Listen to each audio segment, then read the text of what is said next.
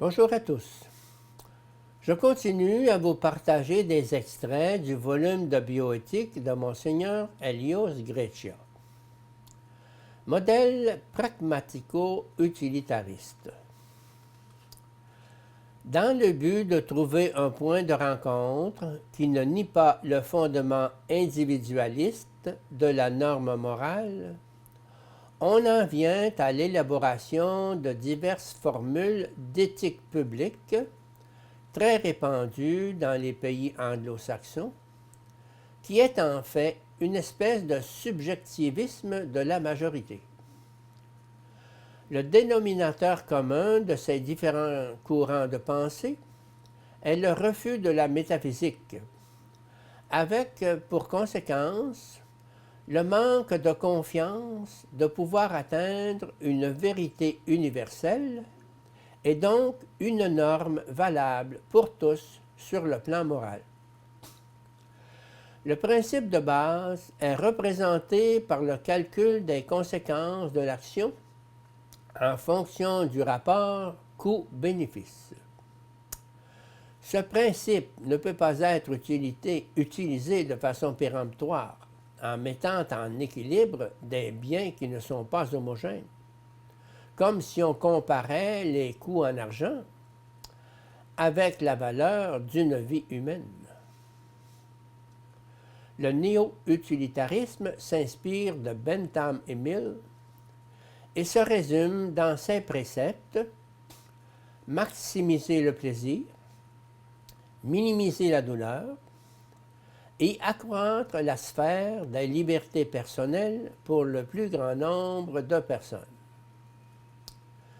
Le concept de qualité de vie est élaboré avec ces paramètres et comparé par certains au concept du caractère sacré de la vie. Ces formules, qui comparent des facteurs qui ne sont pas homogènes, santé et productivité, traitement et disponibilité des fonds, finissent par décréter le refus du traitement ou de l'aide au nom de l'improductivité des dépenses et du concept de qualité de vie fondé simplement sur l'évaluation des facteurs biologiques ou économiques.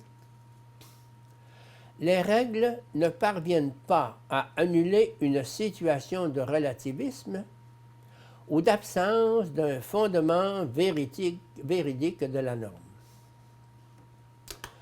Dans ce domaine de la recherche du bonheur et de la qualité de vie, on arrive, avec certains auteurs, à réduire la catégorie de personnes à celle d'êtres sensibles, en ce qu'elle n'est capable de sentir que le plaisir et la douleur. Les conséquences sont les suivantes. A. Manque de considération dans le domaine de la protection des intérêts des individus insensibles, c'est-à-dire non pourvus de facultés sensitives, comme les embryons, au moins jusqu'au stade de la formation du système nerveux, les personnes dans un coma profond, etc. B. La justification de l'élimination des personnes sensibles pour lesquelles la souffrance dépasse ou est prévue dépasser le plaisir, ou des personnes qui provoquent chez les autres quantitativement plus de douleur que de joie. Les handicapés, les fœtus difformes, les mourants, etc. C. La justification d'intervention, même de suppression sur la vie humaine, pourvu qu'on évite la souffrance.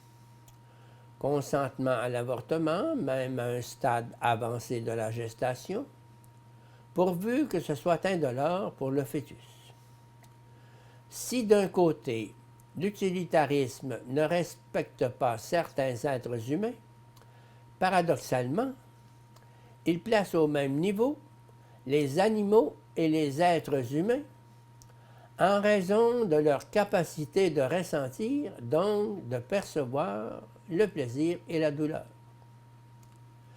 La vie humaine est évaluée en vertu de la présence ou de l'absence de la souffrance et en vertu des critères économiques du rendement des dépenses.